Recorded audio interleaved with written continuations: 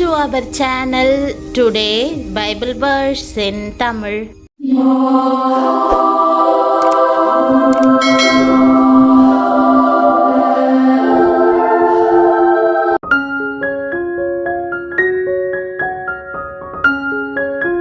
இன்றைய வசனம் சங்கீதம் 23:4. கிறிஸ்துவுக்குள் பிரியமானவர்களே, நம்முடைய ஆண்டவரும் இரட்சகருமான இயேசு கிறிஸ்துவின் வல்லமையுள்ள நாமத்தில் உங்களை வாழ்த்துகிறேன். இன்றைக்கு திருமண நாள், பிறந்த நாள் அல்லது மற்ற முக்கிய நாட்களை கொண்டாடும் அனைவருக்கும் எங்கள் வாழ்த்துக்கள். இன்று தேவன் உங்களை அபரிமிதமாக ஆசிர்வதிப்பாராக. இன்றைக்கு நீங்கள் அதிகமாய் சந்தோஷம் அடைவீர்கள். நான் மரண இருளின் பள்ளத்தாக்கிலே நடந்தாலும் பொல்லாப்புக்கு பயப்படேன். தேவரீர் என்னோடே கூட இருக்கிறீர். உமது கோலும் உமது தடியும் என்னை தேற்றும் என்பதே உங்களுக்கான தேவனுடைய வாக்குதத்தமாய் இருக்கிறது. கர்த்தருடைய கோலும் தடியும் நம்மை எப்படி தேற்றுகின்றன? தேவன் தம் ஆடுகளை எப்படி மேய்க்கிறார் என்பதை 23ஆம் சங்கீதம் அழகாக விவரிக்கிறது. மேய்ப்பனின் கோலாலும் தடியாலும் ஆடு எப்படி தேற்றப்பட முடியும்?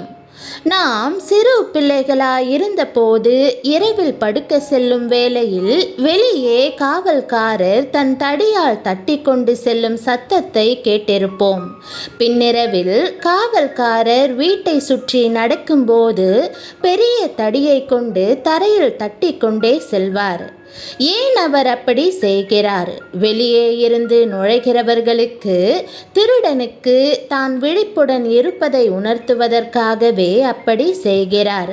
உள்ளே யாரோ இருக்கிறார்கள் என்று அந்த சத்தம் திருடர்களை எச்சரிக்கும், அவர்களை பின்வாங்க பண்ணும். நம்மை ஒருவர் கண்காணித்து கொண்டிருக்கிறார் என்பதை அறிவதன் மூலம் வீட்டுக்குள் இருக்கிற நமக்கு சமாதானம் கிடைக்கும், பாதுகாப்பாய் உணருவோம். அவ்வாறே ஆடு மேய்ப்பன் விழிப்புடன் இருந்து தன்னை பாதுகாக்கிறான் என்பதை அறிந்து கொள்ளும். இஸ்ரவேல் ஜனங்கள் வனாந்தரத்தின் வழியாக சென்றபோது பகலில் அவர்களை மேகஸ்தம்பமும் இரவில் அக்கினி ஸ்தம்பமும் வழி நடத்தின. இந்த அடையாளங்களால் கர்த்தர் தங்களோடு இருக்கிற நிச்சயத்தை அவர்கள் பெற்று ஆறுதல் அடைந்தார்கள். ஆண்டவர் ஜாக்கிரதையுள்ள மேய்ப்பராய் இருக்கிறார். வாழ்வின் இருளான தருணங்களில் தம்முடைய ஆறுதல் அளிக்கும் பிரசன்னத்தின் அடையாளங்களை விளங்க பண்ணி உங்களை பாதுகாக்கிறார். பிரியமானவர்களே, நீங்கள் இருளின் பள்ளத்தாக்கில் இருக்கும்போது ஆண்டவர் உங்களுக்கு துணையாக இருப்பதை காண்பிக்கும்படி ஓர் அடையாளத்தை வெளிப்படுத்துவார். ஆகவே இன்றைக்கு ஆண்டவரிடமிருந்து இந்த ஆச்சரியமான ஆசீர்வாதத்தையும் ஆறுதலையும் பெற்றுக்கொள்ளுங்கள். மரணத்தை ஒத்த இக்கட்டுகளையும் அழிவையும் சந்திக்க நேர்ந்தாலும் பயப்படாதிருங்கள். தேவன் எப்போதும் உங்களுடனே இருக்கிறார்.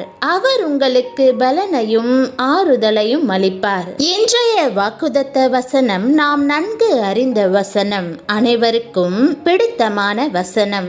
இந்த வசனம் எவ்வளவு உறுதியான நிச்சயத்தை நமக்கு தருகிறது. நாம் மரணத்தை எதிர்கொள்ள நேரிட்டாலும், நம்மை சுற்றி இருக்கிற எல்லாம் அழிவு வருவதையே காட்டினாலும் தேவன் நம்மோடு இருப்பதால் நாம் பயப்பட மாட்டோம். எவ்வளவு ஆறுதலையும் பலனையும் தருகிற வாக்குதத்தம் இது. இன்று நீங்கள் இருளான பள்ளத்தாக்கின் வழியாக செல்வது போல உணரலாம். இருளுங்களை சூழ்ந்திருக்கலாம். யாருமில்லாத தனிமையை உணரலாம். மரணம் வாசலில் நிற்பதை போன்ற சூழ்நிலையில் இருக்கலாம். மருத்துவர்கள் உங்களை கைவிட்டிருக்கலாம். இன்னும் சில நாட்கள் தான் உயிரோடு இருப்பீர்கள். குடும்பத்தோடு சந்தோஷமாக இருங்கள் என்று சொல்லி இருக்கலாம். அப்படிப்பட்ட நம்பிக்கையற்ற நிலையில் நீங்கள் இருக்கலாம். கடன் பாரம் அழுத்தி கொண்டிருக்கலாம். கொடுக்க வேண்டிய பணத்தை கொடுக்க இயலாத நிலையில் அடுத்த வேளை சாப்பாட்டுக்கு என்ன செய்வேன் என்று யோசித்து கொண்டிருக்கலாம். இருளான தருணத்தை கடந்து செல்வதால் இன்றே என் வாழ்க்கையின் கடைசி நாள் என்று எண்ணிக்கொண்டிருக்கலாம். ஆனால் பிரியமானவர்களே, தேவன் உங்களோடு இருக்கிறார். நீங்கள் எதற்கும் பயப்பட வேண்டாம். இன்றைக்கு தேவன் உங்களுக்கு ஒரு அற்புதம் செய்வார். தேவன் உங்களோடு இருப்பதால் ஒரு தீங்குக்கும் நீங்கள் பயப்பட மாட்டீர்கள். மரண நிழலின் பள்ளத்தாக்கில் நடக்கும் போதும் தேவன் என்னோடு இருக்கிறார். நான் எதற்கும் பயப்பட வேண்டிய அவசியமில்லை. அவர் என்னை மீட்டுக் கொள்வார் என்று சொல்வீர்கள். பிரியமானவர்களே, இன்றைக்கு அவர் உங்களை மீட்பார். அனைவரும் உங்களை கைவிடலாம், ஆனால் தேவன் உங்களோடு வருகிறார். பயப்படாதிருங்கள். நாம் இணைந்து ஜெபித்து இந்த வாக்குத்தத்தத்தை நம் வாழ்க்கைக்கு உரிமையாக்கிக் கொள்வோம். ஜெபம். அன்பின் ஆண்டவரே, இருளின் பள்ளத்தாக்கில் உம்முடைய பிரசன்னத்தையும் ஆறுதலையும் தேடி வருகிறேன். எப்போதும் உம்மையே நோக்கிக் கொண்டிருக்கவும், நீர் எப்போதும் என் மேல் கண்ணோக்கமாயிருக்கும் மெய்ப்பராயிருக்கிறீர் என்று விசுவாசிக்கவும் எனக்கு உதவி செய்யும். நீர் என் மேல் கரிசனையாயிருப்பதற்கும் என்னோடு இருப்பதற்கும் ஓர் அடையாளத்தை காண்பித்து சத்துருவின் ஆபத்தான அஸ்திராயுதங்களிலிருந்து என்னை பாதுகாத்து கொள்ளும். ஆண்டவரே, என் இருதயத்துடன் பேசும். கலங்கியிருக்கிற என் ஆவிக்கும் உம் சத்தம் தெளிவை, ஆறுதலை, நம்பிக்கையை அளிக்கட்டும். ஆண்டவரே, என் வாழ்வில் ஒரு அற்புதத்தை செய்து என் பாரங்களை அகற்றும்.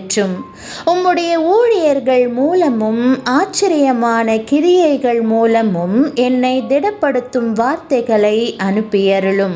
எவ்வளவு ஆழமான பள்ளத்தாக்கில் இருந்தாலும் உம்முடைய ஆறுதல்கள் என்னை சூழ்ந்து கொள்ளும்படி செய்து நான் ஒருபோதும் தனிமையில் இல்லை என்பதை நினைவுபடுத்தும். நான் சந்தோஷப்பட்டு உம்முடைய ஆசீர்வாதங்களை மலையளவாய் அனுபவிக்கும்படி என்னை உயர்த்தியருள வேண்டும் என்று ஜெபிக்கிறேன்.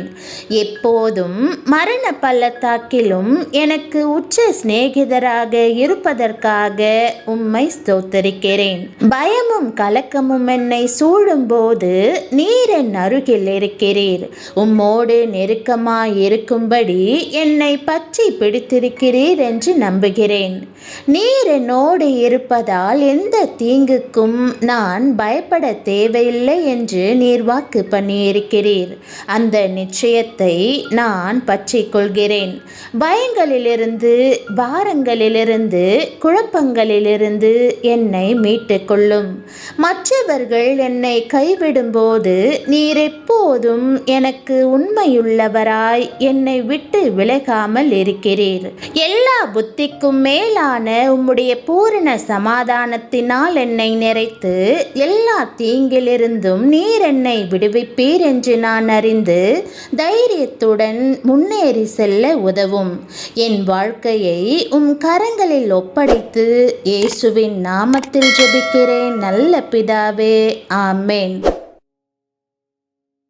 தேவனுடைய நாமம் மகிமைப்படுவதாக.